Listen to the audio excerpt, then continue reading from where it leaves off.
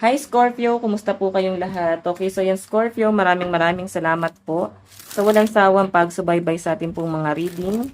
And kung ikaw ay bago pa lang sa ating channel, mag-subscribe na po kayo. Then, i-click mo na rin yung ating notification bell para lagi kang updated sa ating mga bagong upload, okay? So, Scorpio, sa mga interested naman sa ating private reading, nasa description box below lang po yung link ng Facebook ko, message lang kayo. Okay, so by the way guys, bago tayo mag-start sa ating reading, maganda pa rin na alam nyo inyong Sun, Moon, Rising, and Venus sign para sa iba pang guidance, okay? Tingnan natin. Oops. Meron tayong The Fool. Nako, Scorpio. Medyo impulsive ka daw ngayong week na to. Masyado ka nagpapadalos-dalos. Yung mga decision mo, pwedeng hindi mo na pag-isipan. Pero new beginning din to ha, si The Fool. Sabihin, baka kasi may success na nangyayari, may blessing, may good news. So, yung pagiging impulsive mo, siguro um, yung nagiging insensitive ka sa ibang tao. So, pakiramdaman mo yung mga tao sa paligid mo, kung paano ka magsalita, paano yung action mo, na pwedeng hindi mo masyado na-recognize na baka akala mo guys is okay lang, na masyado nagpapakatotoo or masaya ka lang sa nangyayari sa buhay mo. Pero again, kagaya nga ng sabi ko dito, Scorpio, obserbahan mo yung galaw mo, kung paano ka makipag-usap sa ibang tao kasi baka hindi ka aware, no? Baka hindi ka aware dito, Scorpio, na nagiging impulsive ka na pala or insensitive sa ibang tao. Yung pagiging prangka, yung action mo, nakakairita sa mga taong nasa paligid mo. Ayan, no? Napapansin ka nila, oh. Okay? Tingnan pa natin.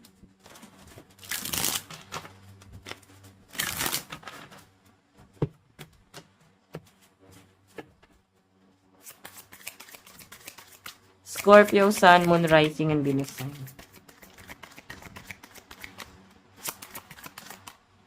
Again, meron tayong Temperance. Alam niyo ba guys, si Temperance, madalas nadadama ito sa gulo. Oo. Napapasok mo yung sarili mo sa gulo nang hindi mo sinasadya. So, ingat ka ngayong week na to, pwedeng meron kang gulong mapasok dahil sa pagiging impulsive or insensitive, no? Pero madalas kasi guys, manhid, temperance. Nakikita ko rin guys, since temperance to, ano to strong independent ka, no? Person. Kung magkakaya mo ba mag-isa, kaya mo yung sarili mo. So, siguro yun yung nagiging dahilan or nagiging tingin ng ibang tao na parang dating sa kanila, ano, kaya mo na yung sarili mo. Nagiging mayabang ka na. Parang ganun yung dating sa kanila, trigger warning guys, sabi nabasa ko lang.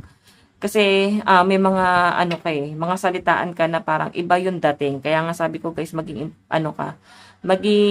maingat ka or mapanuri ka sa mga bibitawan mong salita hangga't maaari guys maging kalmado, baka kahit sa tono lang ng boses, iba na yung nagiging dating sa kanila. Kasi naobserbahan ka nila dito. Again, may mga pagka-impulsive ka. May pagka-impulsive ka talaga this week as in. Okay? So, ito naman si Temperance, dami itong pinagdaanan sa buhay. Struggle, conflict, pero nagawa niyang tumayo, nagawa niyang umahon, no? Na-overcome yung mga struggle.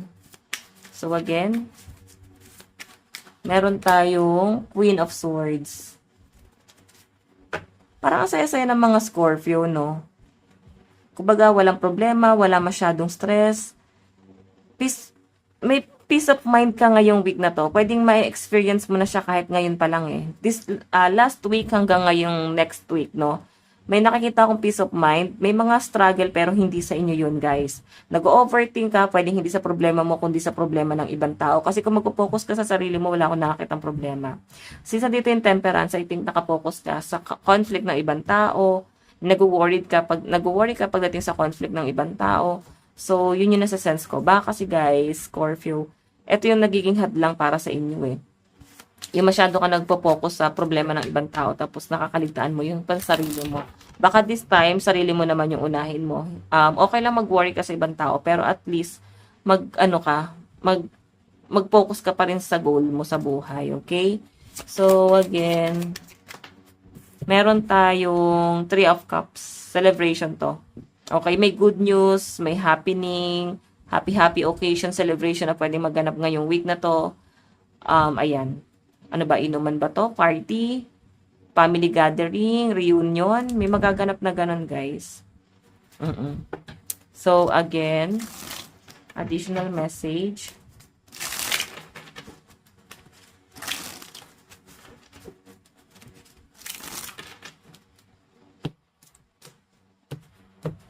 Additional message.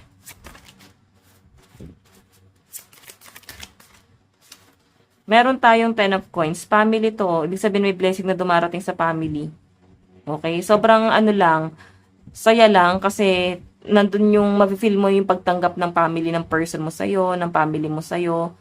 Grabe yung pagtanggap at sobrang nasa spotlight ka ngayon na amaze sila ngayon kung ano yung mga sacrifice na ginawa mo, kung paano yung nilaban yung relasyon nyo ng partner mo, Scorpio. Kasi parang naging against the world yung relationship yun ng person mo. Pwedeng against yung family mo sa partner mo, pero unti-unti guys may pagtanggap ako nakikita rito eh. Okay. So again, tingnan pa natin. Scorpio, Sun, Moon, Rising, and Venus sign. Last card, additional message. Meron tayong strength. Ayan, pakatatag ka lang. Grabe, no? Parang dumarating ka sa point na napipilitan ka na lang magpakatatag. Parang napipilitan ka na lang lumaban dito kasi wala ka namang ibang choice. Wala ka namang ibang option kundi lumaban. Nakikita ko yung struggle ng mga Scorpio dito. Lalo na yung paulit-ulit na nangyayari sa inyo, yung everyday routine, na nanawa ka doon, pero wala ka namang ibang choice kundi harapin to, okay? Lalo na kung marami ka ng responsibility na kino-consider dito. Pero at least guys, maganda yung ano, maganda naman ang relationship mo sa family mo. Ano lang talaga, pressure ka lang talaga pagdating sa mga responsibility. Okay, so again, tignan natin ang inyong advice. Advice para kay Scorpio. Scorpio, Sun, Moon, Rising, and Venus sign. Meron tayong forgive. Pagpapatawad meron ka sigurong kailangan patawarin na dito. Again, sabi ko nga guys, yung energy nyo is the full temperance. Diba? Medyo impulsive ka dito. Yung mga action mo, yung salita mo, na nakakapanakit sa ibang tao, hindi ka aware, pwedeng ikaw ay nagiging prank ka na pala, nakakapanakit ka na pala. So, obserbahan mo yung galaw mo ngayong week na to. So, kaya may forgive dito kasi baka yan, baka maging away na talaga siya or gulo or may someone dito na nagtatampo sa inyo guys. Then parang nahihirapan silang magpatawad. Okay? Parang tatandaan nila kung ano yung nangyari ngayon, yung ginawa nyo. So pwede naman guys vice versa, no? Pwedeng ikaw naman yung ginanto-ganto, yung tipong sinigaw-sigawan. Pwede ikaw naman yung tahimik lang talaga, pero ikaw yung, sila yung naging impulsive sa inyo. Pwede naman ganon. Pero again guys, ito, may forgive. So, may hihingi ng tawad dito. May kapatawaran po ako nakikita rito. Okay? So, Scorpio, ito lang po ang inyong reading. Maraming salamat. God bless and love you all. Bye-bye!